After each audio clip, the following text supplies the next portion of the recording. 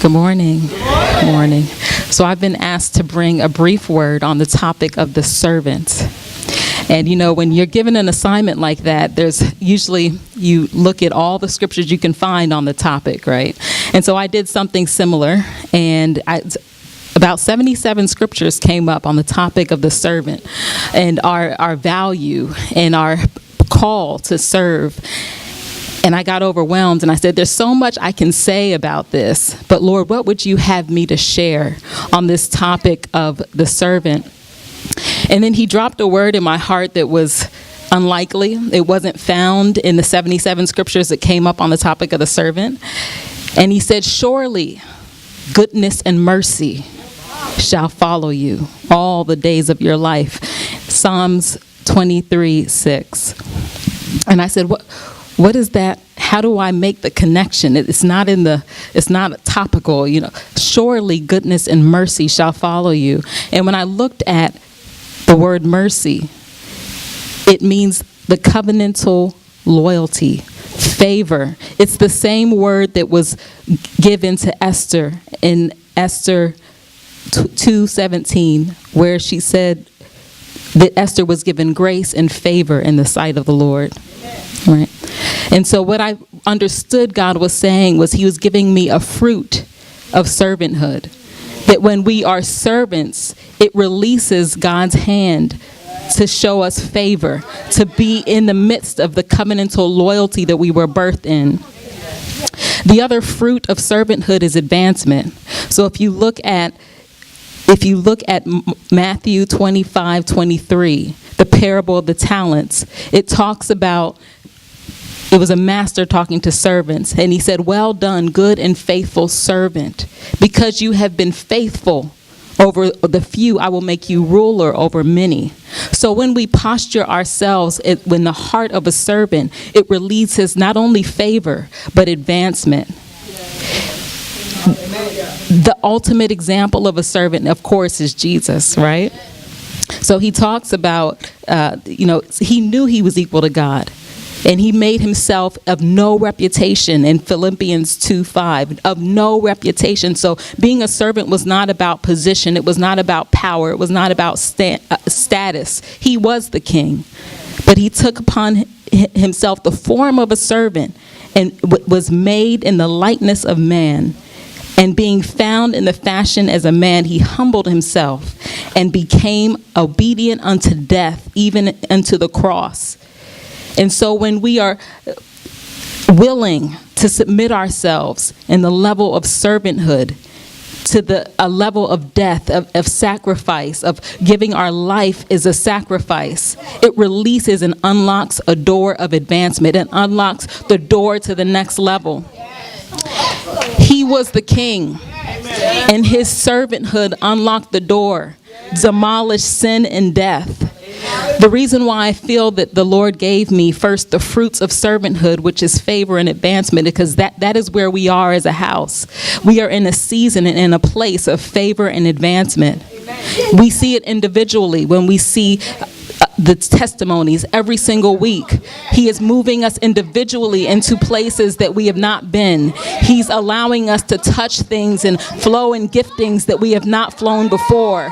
He's allowing us to step into realms and arenas that we have not yet been in. It's happening corporately, not only individually.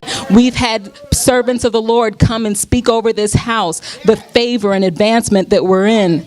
We have seen and heard God moving us in a redesign to advance the church. So as we get ready for the season of favor and advancement that we are in, it's going to require that each and every one of us take on the heart and the posture of a servant. Servanthood is not a position. It is an attitude. It is not about moving in the attitude of a servant. It's not about moving out of compliance. Compliance comes from the inside out. It's about moving out of a heart of conviction, out of a heart of conviction and not compliance. It's about being compelled by the compassion of Jesus. Amen. So if you have ever thought to yourself, you know what? I'll do it because I was asked to. Pastor asked me to. It's compliance. I'll do it. Let me show up just to show my support. Compliance. But when it's an inner conviction, it's something that it chases you down. It's something that you can't shake. So the attitude of a servant is an attitude of someone who moves out of conviction and compassion, someone who's willing to lay their life down as Jesus did, someone who is willing to be inconvenienced and uncomfortable. If you are comfortable in your place, that what you're doing, it's possible to be in an act of service and not be in the attitude of a servant. It is possible to be in the act of servant and not be in the attitude of servanthood. So test yourself and ask yourself that question. Am I motivated by the positions and the praises of men and the status that's before me and the title that I might have? Is that what motivates us? We will not survive in this season of advancement and favor unless we position our hearts to be a heart of servanthood. And as I was reflecting on my own life's journey and how God has been teaching me about being a servant, I remember there was a time when I was a teacher, New York City school teacher for 4 years, and I needed to teach for 5 years to get $20,000 of debt forgiven by the government. My 4th year of teaching, God said, it's time to go. And I'm like, I just need one more year. One more year, $20,000 debt gone. And there was such an urgency that God put in my heart. There was an inner conviction and a compassion that I had to go and serve under a ministry, Dr. Bailey Jones, who's a missionary to the hardest reached people in the world. And I was given the commission at my 4th year of teaching to go and serve under her. And I took the assignment with my $20,000 in debt still. And for the next 8 months, I served under her. No pay. Late nights. When I got there, I found out that God at the same time had given her a vision of starting a women's ministry that she couldn't do alone. So my yes to that assignment at that moment where I needed to stay, it was connected to a destiny and a people and a purpose and an assignment. When I got there, she had books inside of her. As she began to talk, I began to type.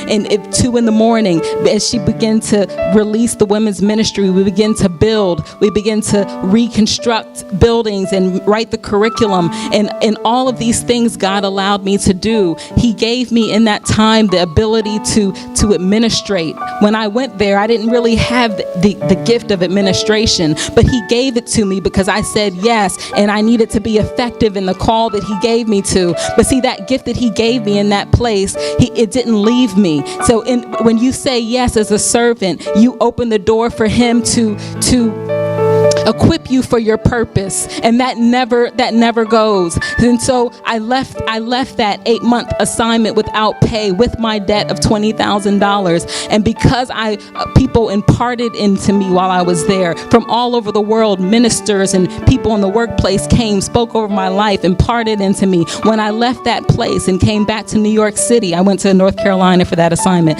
When I went back to New York City, I was promoted and I got a role in the chancellor's office. So before I left, I was a school teacher in the classroom, which is honorable. But see, when you say yes as a servant to God's assignment, he enlarges your territory. I had influence over one classroom of students. When I said yes to the assignment, I went and I was in the chancellor's office. I had influence over 1 million plus students.